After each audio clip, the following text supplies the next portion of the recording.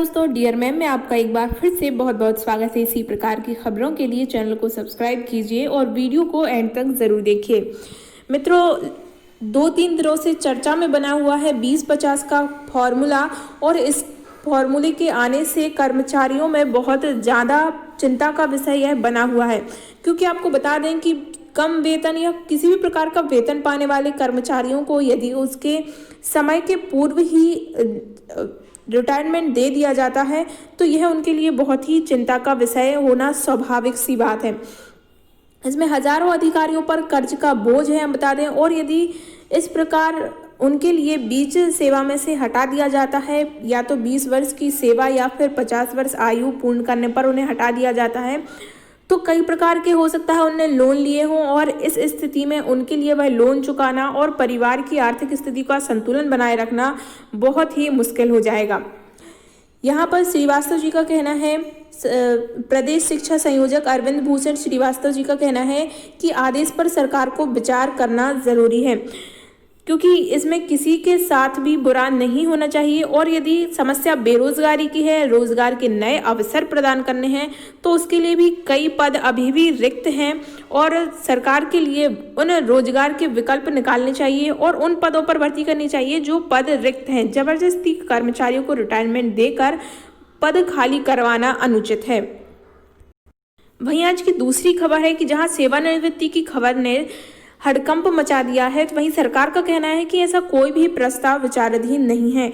हम आपके लिए बता दें, यह आज की खबर है। इसमें यहाँ पर आया है कि प्रदेश के गृह मंत्री एवं जेल मंत्री डॉक्टर नरोत्तम मिश्रा ने यह कहकर कर्मचारी अधिकारियों को राहत की सांस लेने का अवसर दिया कि सरकार के पास अभी ऐसा कोई भी प्रस्ताव विचाराधीन नहीं है। कर्मचारी अधिकारियों के 20-50 फॉर्मूला कोई नई बात नहीं है। समय समय पर सामान्य प्रशासन विभाग इस संबंध में दिशा निर्देश जारी करता रहता है, लेकिन आज तक इसका क्रियान्वयन कभी साफ तौर पर होते हुए नहीं दिखा। कहीं ना कहीं इस गृह मंत्री के इस बयान ने कर्मचारियों और अधिकारियों के लिए राहत की सांस लेने का अवसर प्रदान किया है, क्योंकि यह फॉर्मूला यदि लागू होता है तो बहुत से परिवारों को आर्थिक परेशानी से जूझना पड़ सकता है।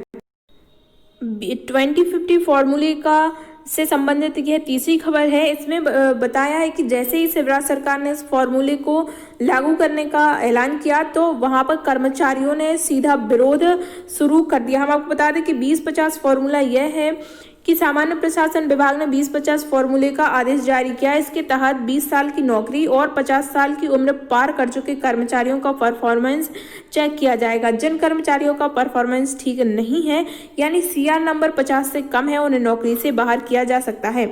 जो कर्मचारी मेडिकली अनफिट हैं और एक बार इलाज के बाद भी अगर बार बार बीमार पड़ रहे हैं तो उनका साल के अंत में चेकअप कराया जाएगा।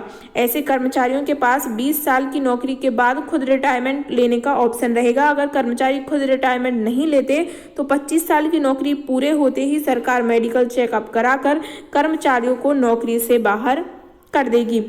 यह आदेश जैसे ही चर्चा में आया तो इसको निरस्त करने की मांग संविदा कर्मचारी अधिकारी कर्मचारी महासंघ इस आदेश को निरस्त करने की मांग की है। उन्होंने कहा है कि यदि स्वास्थ्य के आधार पर किसी कर्मचारी को हटाए तो फिर उसकी जगह उसके परिवार को किसी आश्रित को अनुकंपा नियुक्ति दी जाए। एक प्रकार से यह मांग भी सही है कि यदि किसी कर्मचारी अधिकारी को हटाया जाता है, आवश्यक सेवानिवृत्ति दी जाती है, तो फिर उसके किसी परिवार के सदस्य को उसके स्थान पर नियुक्ति दी जाए, क्योंकि यदि किसी को हटाया जाता है बीच नौकरी से तो उसके परिवार की स्थिति क्या होगी सभी समझ सकते हैं।